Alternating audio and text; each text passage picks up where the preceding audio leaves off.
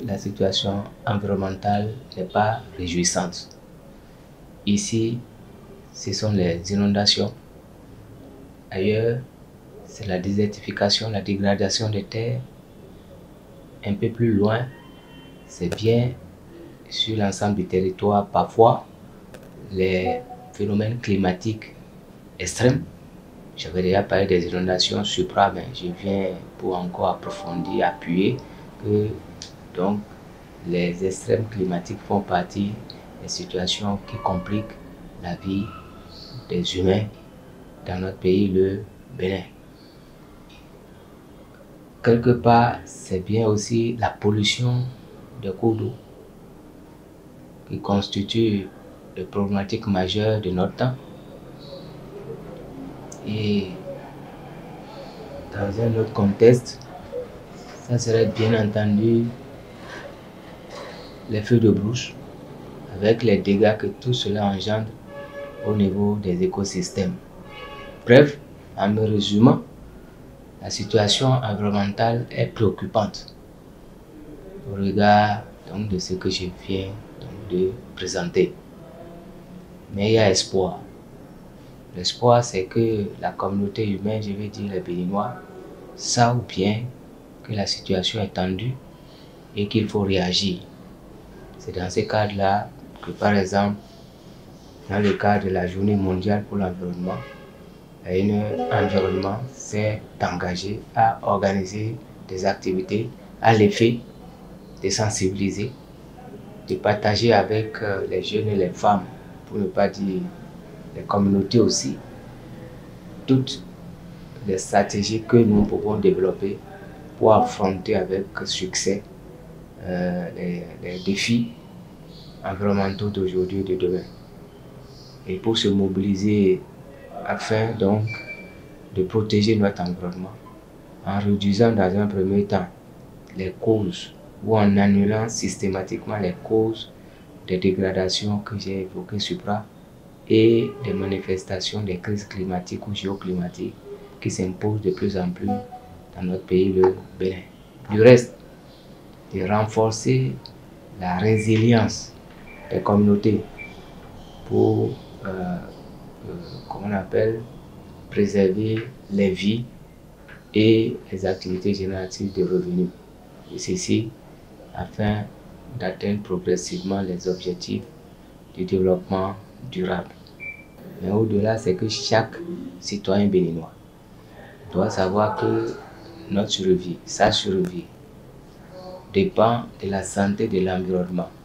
Et conséquemment, on doit prendre toutes les dispositions pour préserver, pour, n'est-ce pas, réhabiliter ce qu'il faut réhabiliter au niveau environnemental et éviter les actions et les activités qui contribuent à la dégradation de l'environnement. Je veux dire par exemple, moi, avec mon engin, parce que je n'entretiens pas ça bien, parce que je ne fais pas bien la vidange, parce que ça sort de gaz à effet de serre quand je roule. Déjà, il doit savoir que je suis un acteur de la pollution de l'environnement, un acteur quelque part du réchauffement climatique qui s'impose de plus en plus. Oui. Moi, Éloge, moi, Séraphin, moi, Béninois, qui, après avoir fini de prendre l'eau pour water, je jette le sachet comme je veux, là où je veux. Il faut que je sache déjà que ça de créer déjà des problèmes pour non seulement moi-même, mais également pour les générations futures. Voilà. Moi, Stanislas, moi, Yaro, moi, Kakanichoe, quand j'abats un arbre, quand j'incinère un pied d'arbre, quand je fais ci et ça, il faut que je réalise que je suis aussi en train d'être acteur de la désolation environnementale que j'ai présentée sur plan et qu'il faut donc essayer de réduire, n'est-ce pas, toutes les activités ou d'annuler les activités qui engendrent la dégradation de l'environnement. Je sais que tout ce que je dis, c'est pas facile à faire, surtout sur le front de l'agriculture, parce que on a besoin de faire certaines choses parfois pour être capable de nourrir la population, de se nourrir.